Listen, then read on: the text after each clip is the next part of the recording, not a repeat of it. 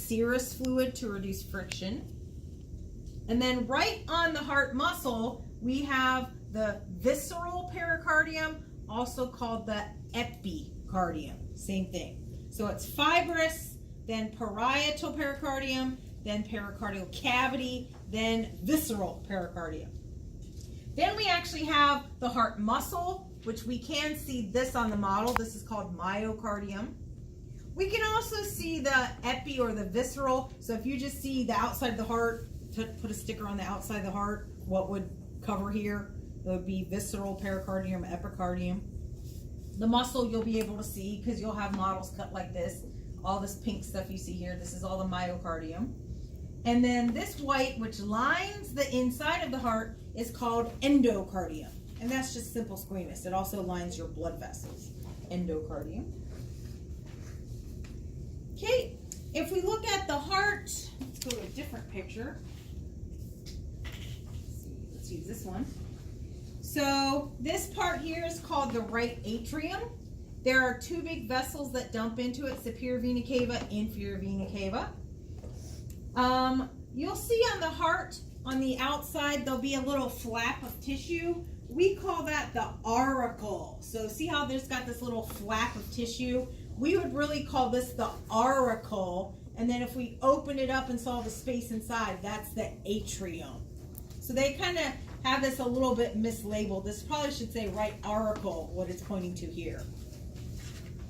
Okay, inside the right atrium, when you were born, there was actually a hole between the two atria because the right ventricle pumps blood to your lungs. When you're an embryo, you don't need to use your lungs because you get oxygen from your mom through the placenta. So the blood actually gets shunted from here right over to your left atrium. There's a little remnant of where that hole used to be called the fossa ovalis. And you'll see on the models in the right atrium, the medial side, sort of a little depression there. You can see a little bit here, but you'll be able to see it on the models when you take the front off and you look at the atria. You'll see ridges in the atria. Those are called pectinate muscles. We can't really see it totally because usually these vessels are covering it, but between where the two atria meet, there's a piece of tissue called the interatrial septum. So if I just took a model and I kind of touched it in here, in between the two atria, the tissue hiding behind here, that would be the interatrial septum. This picture isn't showing it, but some of the models will have a little kind of reddish or purplish circle right about here. That's what opens from the coronary sinus. Coronary sinus is bringing blood from the heart back to the right atrium. In some of the models, you'll see a little, much smaller than the fossa ovalis. You'll see an additional opening in there. Then we have a valve here called the tricuspid valve. These little white things are called chordae tendineae. Kind of layman's terms is heartstrings, but sorry, you gotta call them chordae tendineae. Then we have the right ventricle. All this is the right ventricle. These little finger-like muscles attaching to the chordae are called papillary muscles.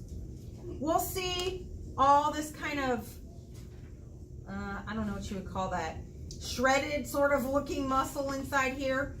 Those are called trabeculae carnae, kind of like the pectinate muscles, except they're in the ventricles. Those are called trabeculae carnae. Between the ventricles, we have also a septum, interventricular septum. That one you'll be able to see on the models pretty easily. We have another valve here before we go to the lungs. So the right ventricle is going to pump blood to the lungs. We have the aortic valve or aortic semilunar valve. Then it goes through the pulmonary trunk. And then it goes through the right and left pulmonary arteries. What do you notice about the pulmonary arteries that's weird? They're blue. Arteries normally carry oxygenated blood, which is represented on models by red. But because the blood is going to the lungs to get oxygen, it's deoxygenated blood. Arteries, think A for away. Arteries are carrying blood away from the heart. So these are carrying blood away from the heart to the lungs. And at the lungs, blood gets oxygenated, drops off CO2. Ligamentum arteriosum.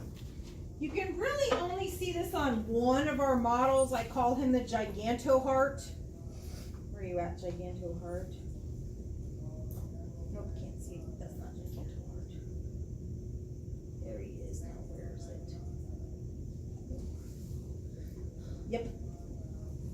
Okay, so this, I call it the candy corn. It looks like a little candy corn. This is the aorta right here. You'll see this little candy corn. It used to be a little shunt when you were an embryo. Any blood that started going through here to go to your lungs, when you're a baby in the womb, your lungs don't work. So the blood would get shunted out of this, and instead of going to the pulmonary arteries, it would just go into the aorta. And so this ligamentum arteriosum, it's a little white thing. It looks like a little cone. That's the remnant of that from when you were an embryo, a fetus. Okay, then the blood is going to come back to the heart through pulmonary veins. So let's go back to this picture. Here's the pulmonary veins. What do you notice about them? They're red. Why? They're bringing oxygenated blood from the lungs back to the heart. Veins always bring blood to the heart. Normally veins are deoxygenated, but the pulmonary arteries and veins are an exception. They're backwards. Then we're going to go into our left atrium. Remember, it'll have a flap on the front, which is the auricle. It's going to go through the bicuspid, or also called the mitral valve. Also, chordae tendineae, papillary muscle, trabeculae, all that same stuff that we saw before. Then we're going to go out to the body. So we're going to hit the aortic semilunar valve. And then we go into this big vessel called the aorta. So we have the ascending, the arch of the aorta, and then you'll see coming down here, the descending aorta. All right, the veins and arteries. So I'll tell you how I do them, and then you can do it however you want. But what I do is I pick a spot and then I work my way around. That's kind of what I do. Okay, so under cardiac veins, I'll just tell you the numbers first and then I'll show you. So coronary, the first few are in order. So this is on this sheet here. So coronary sinus is 1. Great cardiac vein is 2. Anterior cardiac vein is 3. So those are in order. Coronary sinus, great cardiac vein, anterior cardiac vein. Okay, then I jump all the way down to small cardiac vein, number 4. Then back up, middle cardiac vein, 5. And then posterior vein, 6. That's just the way my brain works. Okay, so I start right here on the back of the heart. This is the back side of the heart, right here with the coronary sinus. Okay, this is what is collecting all the deox blood from your cardiac muscle, sends it to the right atrium. Okay, then kind of wrapping around the side here, and let me go to and it'll go down to in the front of the heart. You see right here, all the way down between the ventricles, that's the great cardiac vein. Okay, then I just start working my way around. So then over here by my right atrium, I have the anterior cardiac vein. Keep working my way around. Small cardiac vein, right? Kind of makes sense. Then we keep working our way around to the back. We have the posterior, I lost my place. Middle cardiac vein. Where's he at? Tell me on here. Oh yeah, right here. Middle cardiac vein, and then posterior vein. So I basically started here, worked my way around to the front, and then worked my way back around to the back. So that's how I learn things. I just start at one place and sort of work my way around. For the arteries, it's slightly different because the arteries, I sort of did branching. So again, I'll just tell you the numbers and then show you. So coronary artery, I started with right coronary artery number 1, right marginal number 2, posterior interventricular 3, and then the other branch starts with left coronary artery. I made that 4, although it could technically be its own 1 again. Anterior interventricular, circumflex is next. Circumflex, then anterior interventricular. Marginal, left marginal, I usually don't, it's not on all the models, so I don't know. I don't put that one on practical usually. All right. let me show you a slightly different picture. Right here. Okay, so this is the Giganto heart again, which is the heart that's on the top shelf of the shelves over there. Giganto heart, I call it Giganto heart. Okay, we've basically taken off the pulmonary trunk right here so that we can see. So here's the aorta. Coming right off the aorta, we have two big vessels that feed the heart. So we have the right coronary artery and the left coronary artery. A lot of the times on the other heart models, you can't really see, especially the left, very well because the pulmonary trunk is kind of covering it and you can't take it off on most of the models. Okay, so the right coronary, let's go back to this picture, is going to branch into the right marginal. So here's our right coronary artery, this big one right here. So it's going to branch off the right marginal right here.